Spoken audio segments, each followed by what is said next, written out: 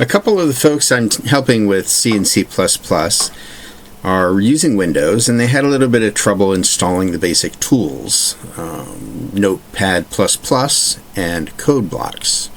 Now, I'm using a Windows VM because my base machine is Ubuntu, but it's running Windows 7 Pro 64-bit, which we can see right here. Now, if you watched me go through that, you can find out what your operating system is exactly, but I'm betting most likely it's 64-bit. So, what we'll want to do is grab the 64-bit Notepad++,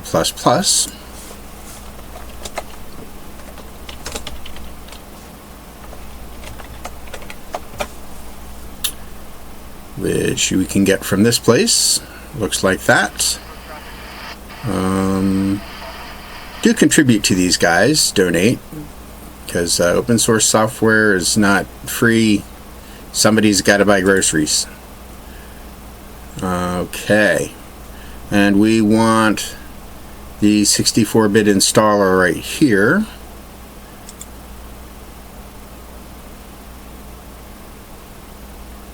It looks like we already got that, so I'm going to go ahead and run that.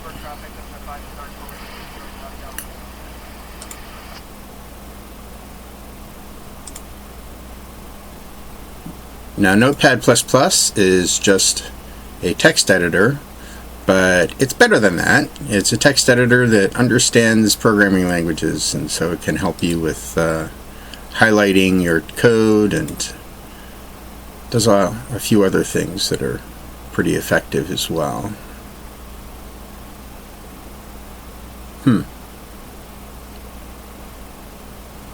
I'm contemplating these options here.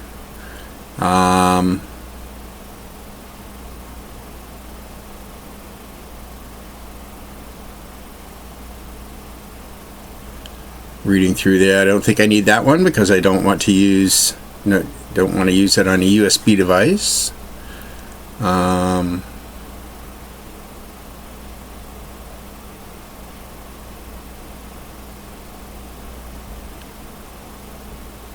think I'm going to leave that alone.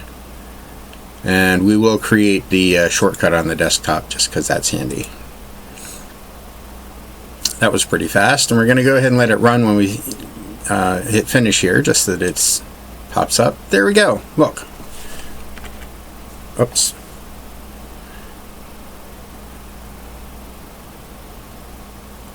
So it looks like that's up and running.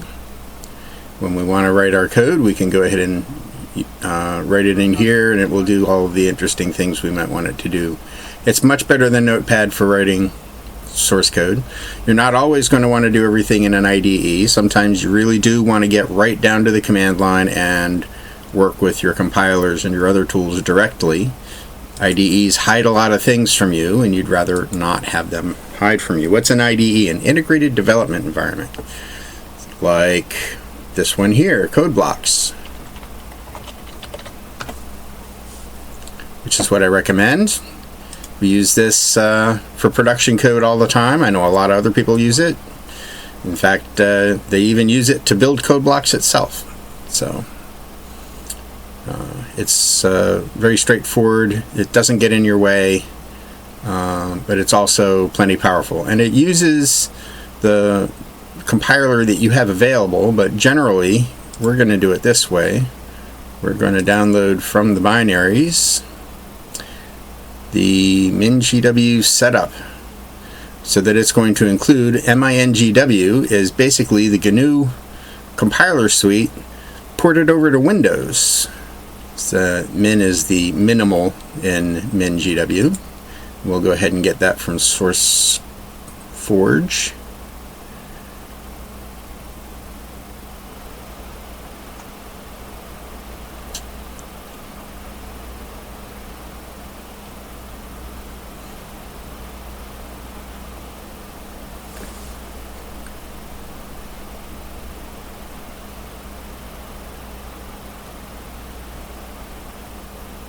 Looks like that might take a couple minutes.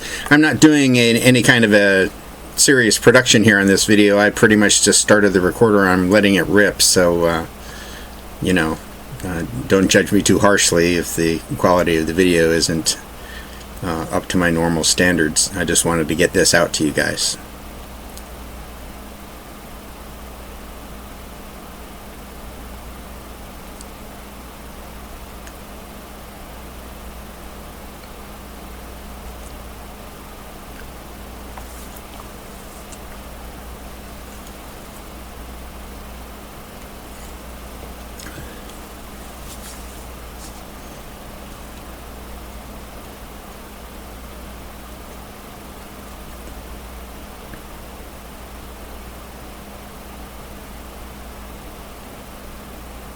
There we go, 79.9. There's the whole thing. So let's go ahead and run this. Do I want to allow it to run? Yes, of course I do.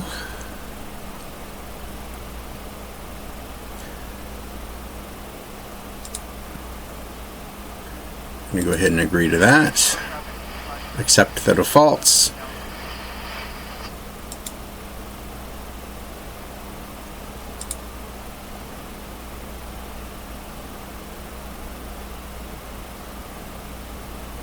See, it's put its little icon here.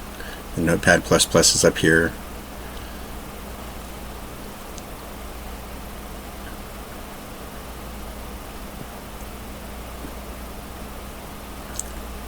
Let's go ahead and launch it.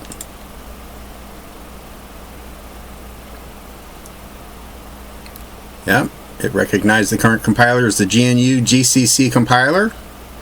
That's the one that everybody's going to use most of the time on Linux, and now we also get to use it on Windows. So that means you can write your software here, if you do it the correct way, and actually run it on either platform. It just needs to be recompiled.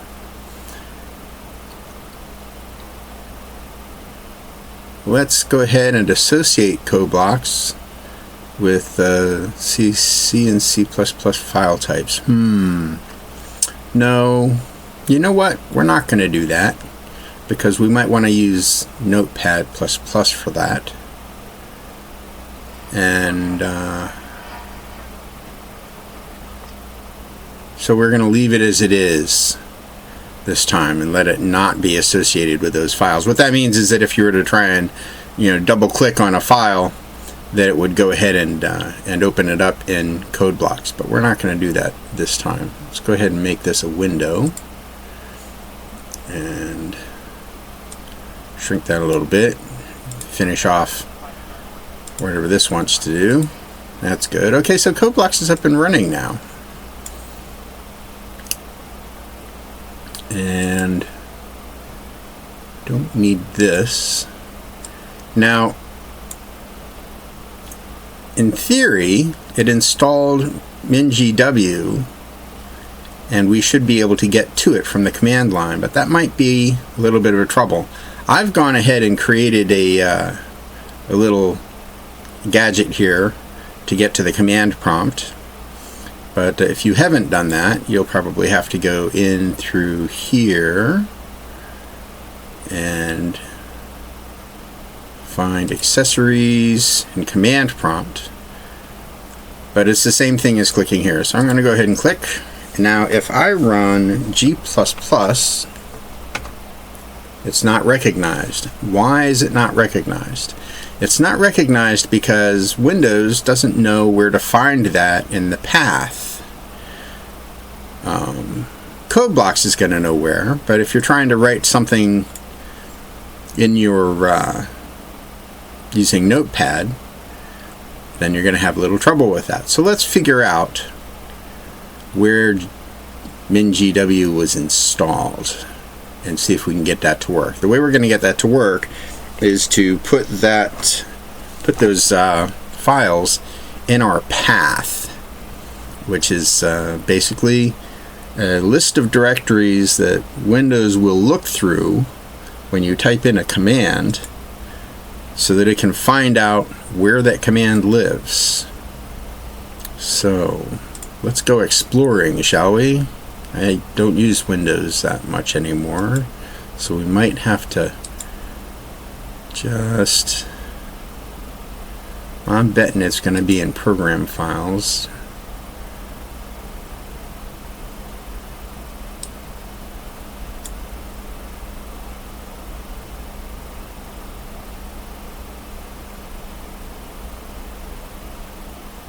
Wonder if it did it under code blocks. There's code blocks. This, look, MINGW, bin. There we go. Look at that. There's the G++ we were looking for. So that directory there needs to go into our path. Well, where the heck is the path? This is one of the challenges in Windows. It kind of puts stuff all over the place. So let's see if we can figure that out.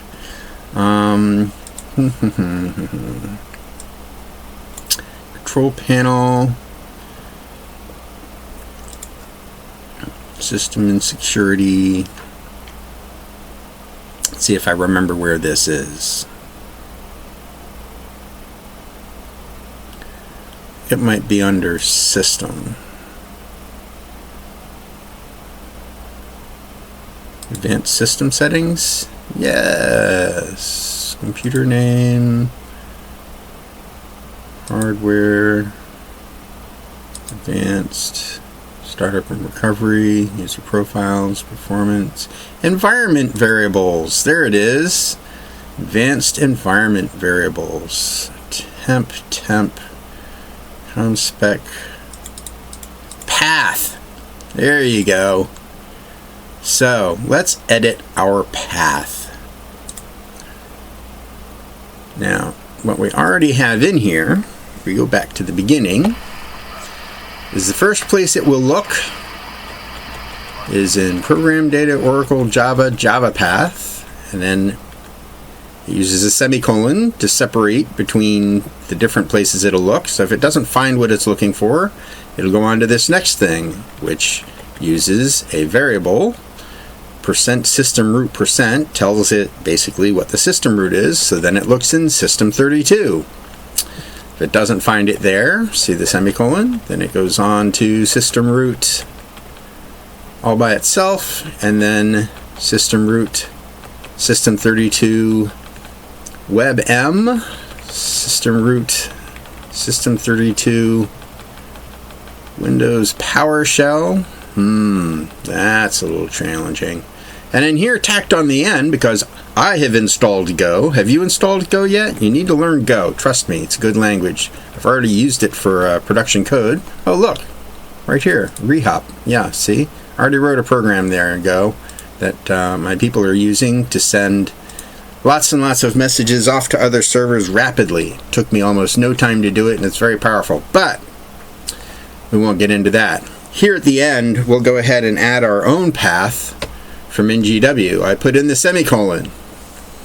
And then, let me see if I can trick this into doing something.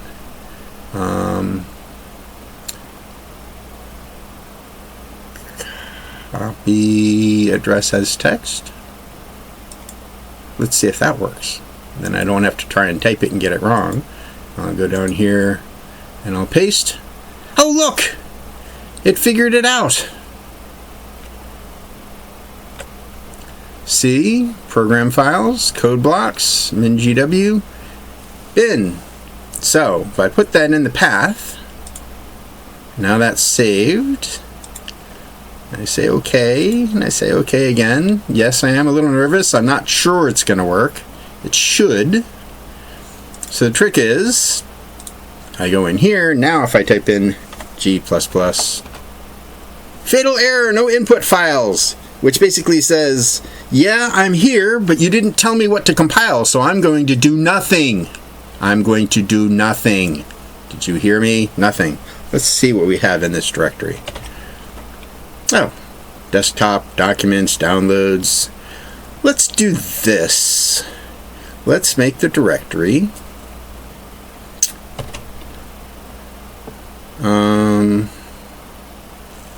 what shall we call it?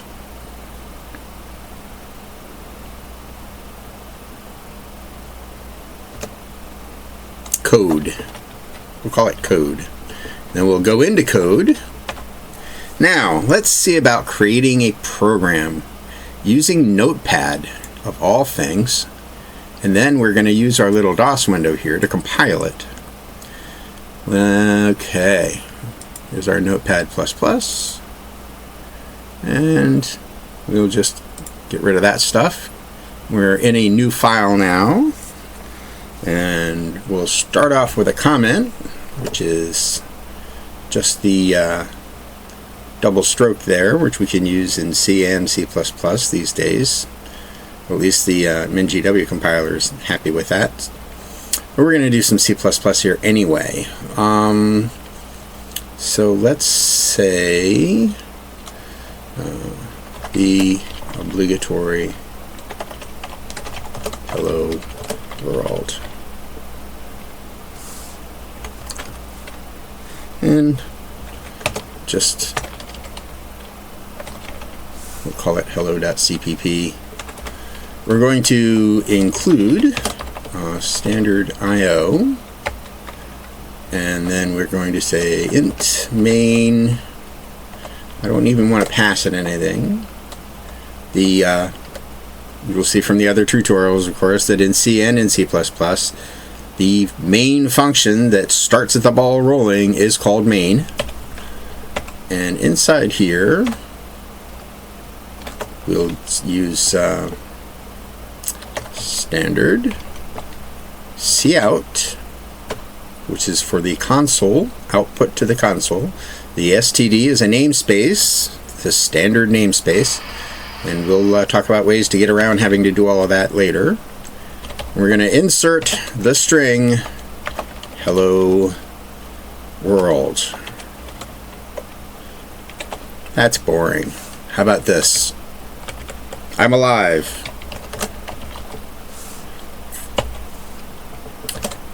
And then after that, we insert the end of line. I think that's all I need to do this. So let's save this. It's not going to know where, so it's going to ask me where. And I want to tell it to save this in... Where do we go? Create a new folder. Up one level. Let's go up one level. Program files, their local disk, users. I'm this user, I'm the mad scientist, you know that. And code. And we will call it, what did I say? Hello.cpp. Alright. We saved it. Now look, now that it's saved with a .cpp extension, all of this has been colorized very nicely so that you can see, oh, green, comments, here's it, what's this brown kind of color, that's an include.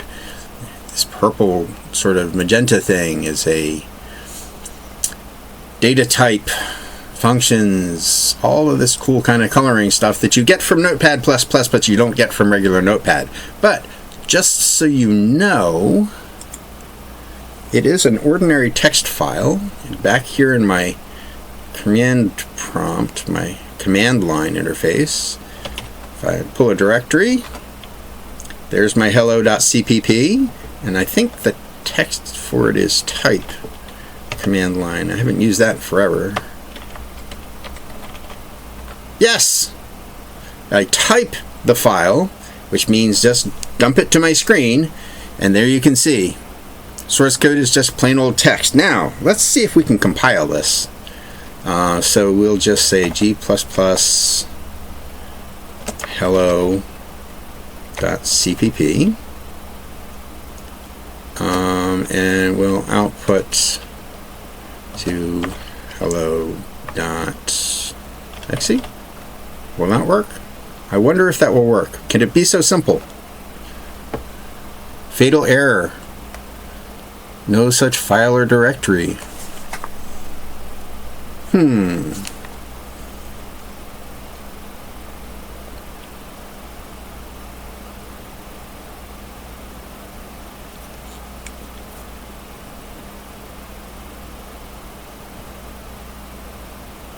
That's interesting.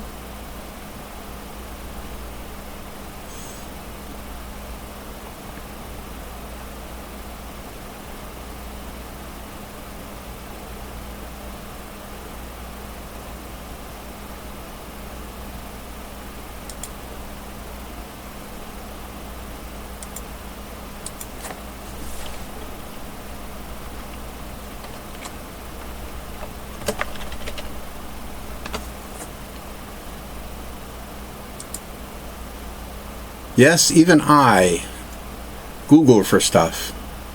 Oh, you know what I wanted? I don't want standard I/O. I wanted I/O stream. See? Let's see if that solves it. So we'll go in here. Let me say I/O stream. And we'll save that again. And bring this out of the way. Try that. Oh, not end, and L for end line. Control S to save this.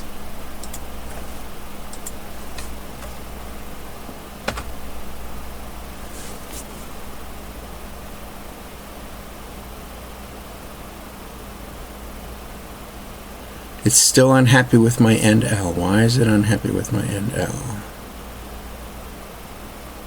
Oh, because I didn't include the standard. It's in a namespace. Okay, so one of the reasons that I wanted you guys to deal with straight up command line stuff is for this very reason. You have to know where the bodies are buried. If your IDE is taking care of all sorts of crazy things for you, you don't figure this out. So here I've just tried to do hello world, and you'd think I'm supposed to be the expert. Why couldn't I get that right? And I've just made all kinds of a mess of it. So you should feel good about making a terrible mess of it too. But the thing is, if you're doing it this way, you will eventually figure out what the problems are and how to solve them. So you'll see, I just added this dereferencer here for the standard namespace so that end L would be recognized. And it's important to note what happened there. It wasn't recognized before because it didn't know where to look for it. That means that it couldn't have run across it accidentally either. Namespaces are important. We'll talk about that later.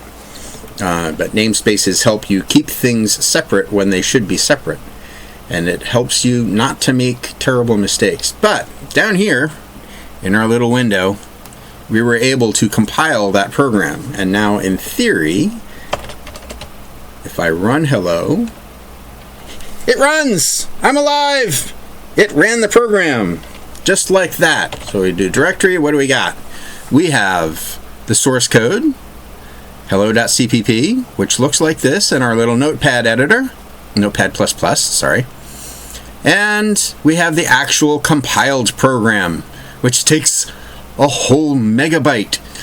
Crazy! You guys have any idea how huge that is for such a tiny little program? When it used to be that just having a megabyte of memory meant you were a supercomputer. It's just insane. You don't even think about it anymore. And while you're at it, get the hell off my lawn. Yes, I know I sound like I'm geezing. Okay.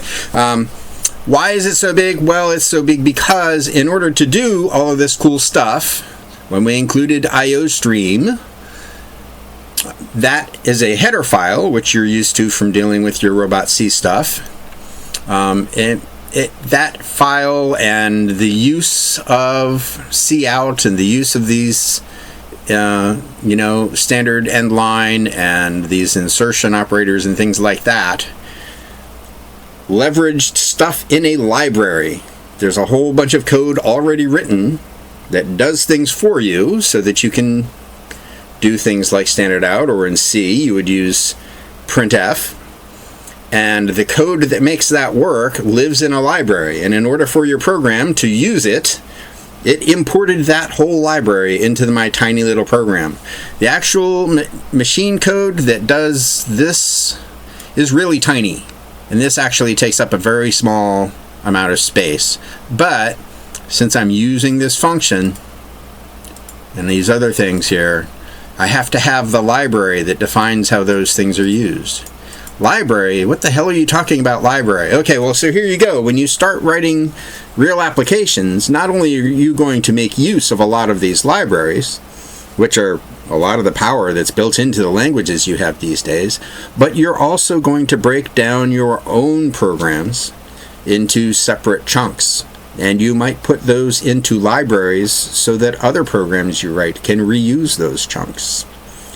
And putting them into separate pieces like that allows you to fix something, get it right, and then tuck it away so you don't mess with it anymore.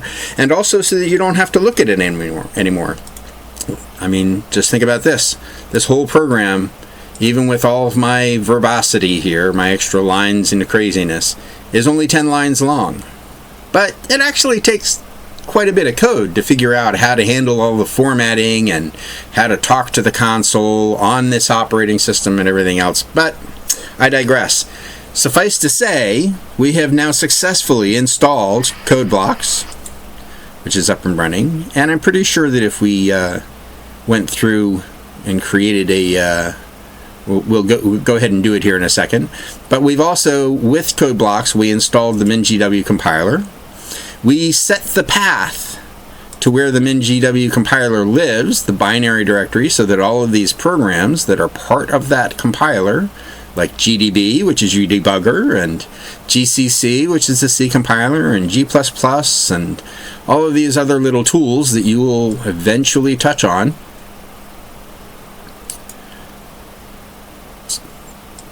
they all live in this binary directory, and that binary directory, that bin directory, is now part of our path, so that when we type in G++ here in our command prompt, Windows knows where to find it.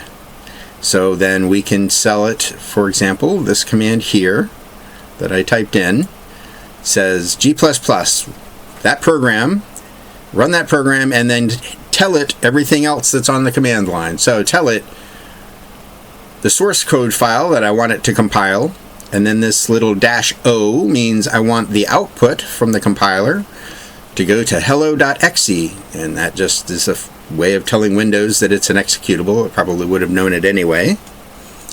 And when it finished that, and notice this time it didn't give us any errors, and the previous time it gave us lots of errors, it actually produced this file, and when we run it, it actually does what we told it to do. It's alive. So that's how you do things on the command line, and you're going to want to be doing that. You can do C, you can do C++. You can actually do a lot of things with the GNU compiler suite, but we're just going to concentrate on C and C++ for right now.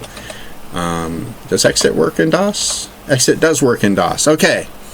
So now let's do the same thing here in CodeBlocks. We're going to go ahead and we're going to create a new project, and it's going to be a console application.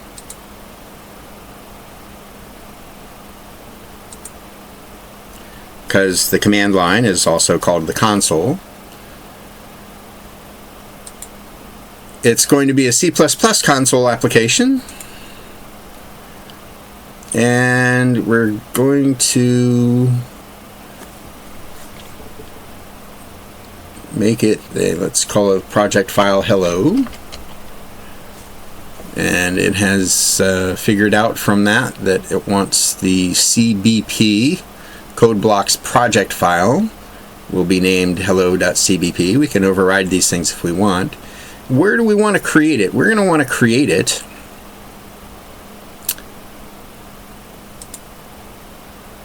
in code, that thing that we created there.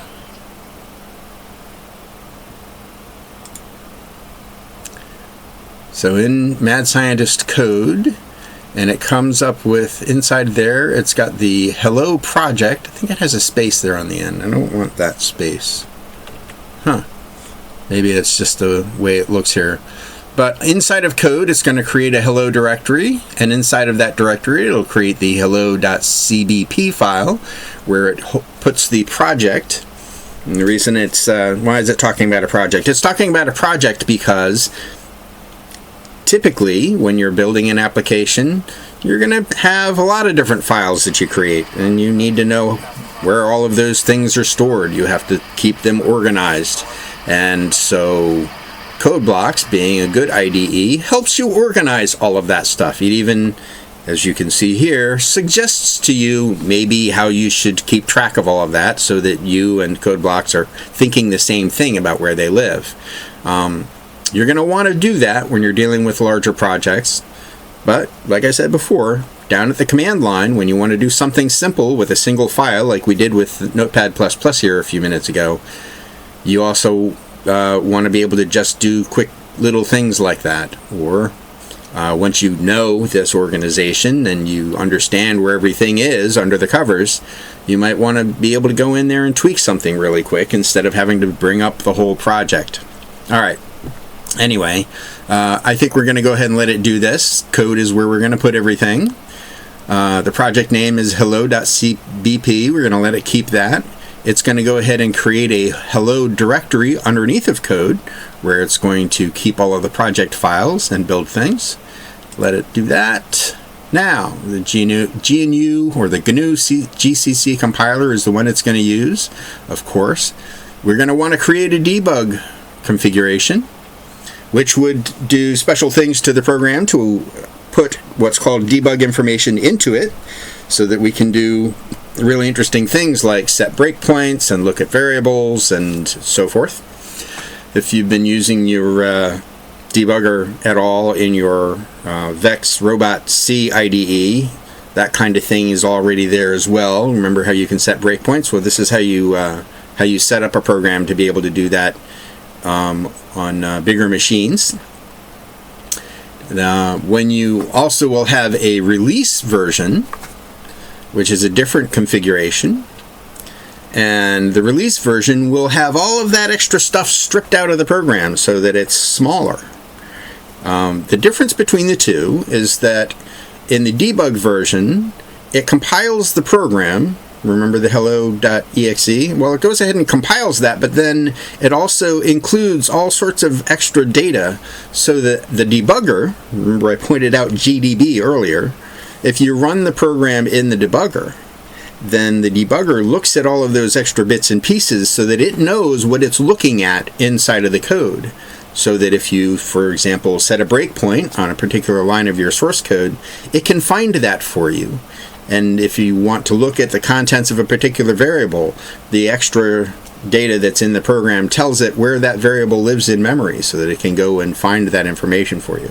But you don't usually need that when you're running the application, say on your server, and you're trying to do it as fast as you possibly can, and you want to use as little memory as you can so that your processor doesn't spend all of its time swapping your program in and out of the cache.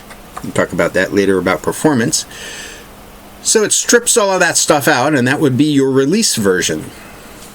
The other thing that also can happen in your debug version is you might include special code that you only run in the debug version, you know, extra instructions that gather data, and it's called instrumentation sometimes, where, it's like sticking a bunch of thermometers in things, you know, when you cook a turkey or something like that, you stick a thermometer in there to tell you when it's done.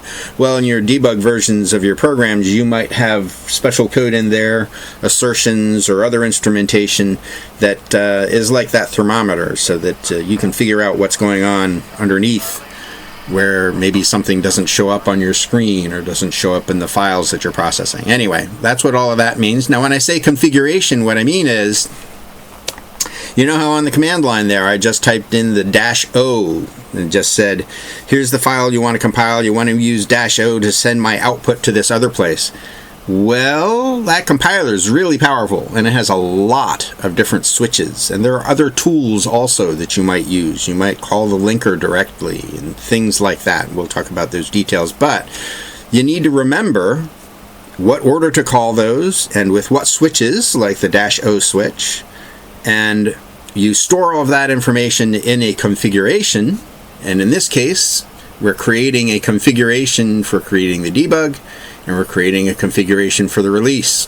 When we actually build the debug version, it'll go in this directory, and the objects, which is sort of between your source code and the final program, will go in the object debug directory. And on the release version, we've got a binary and an object release directory. Those are the defaults for that. So if that all went really fast, and I'm sure it did, come back and look at this again. Later on, after you've been doing this for a while, the lights will come on and it'll just click. Oh, that's what that meant. And it'll be good. So, we've created this project, the Hello project. It's got sources. Well, the only source it really needs is this main.cpp, and it went ahead and created that immediately for us. And the reason it's called main is, well, because any C++ program has to start with main. So we need that source code file. And look at this. It's already included all of the basics for us. And it did something else that I was going to talk about before. Remember that namespace thing with standard? Well, using namespace standard is already at the top of there. And notice that with that in place, we don't have to dereference cout, and we don't have to dereference endline. Not dereference, but we don't have to refer those to a specific namespace, because we've said, hey, this whole file is using this namespace, which means if I just say cout, assume I'm saying standard cout. So there's the whole project. It's already there, and it's set up all of the various pieces. And I'll betcha we can use this little button here that says build and run. With all of the default settings, without having done anything else, it will compile it, and then it will run it so that we can see it. Look at that. It does. It says hello world, and it added an extra step for us down here at the bottom, where it's waiting for us to hit a key before it goes away. Otherwise, it would be done in so little time that we wouldn't get to see it. But wait a minute, it says hello world. I didn't want it to say hello world. We want it to say I'm alive. And by the way, it only took it 15 milliseconds to run, but I'm going to hit space. That hits a key now. Let's change this because it's not saying the right thing. I'm alive. Now, say that. Oh, cancel. That's not what I wanted to do. Didn't want to open something. I wanted to save it. And I want to build it and run it. There we go. Okay. If you do what I did on here, you should be able to get yourself set up with all the basic tools you need to begin studying C and C++. And you remember you want to do them in parallel so you understand what you're really dealing with on your Windows machine. If you're lucky enough to be using Ubuntu instead of Windows, which I am, then you don't even have to install all of this crazy stuff because it probably is already there. Or if you do install it, it's pretty much just a couple of clicks. Anyway, this is good. Contact me if you need any help on questions or anything like that, and we will move forward from here. Play with this, by the way. Play with both of these, and do it on the command line, and have it say a few other things. And don't wait for me before exploring your world here. You've got the whole machine at your disposal now. All right, that's it. Let me close down my little gadgets here. And stop recording. See ya.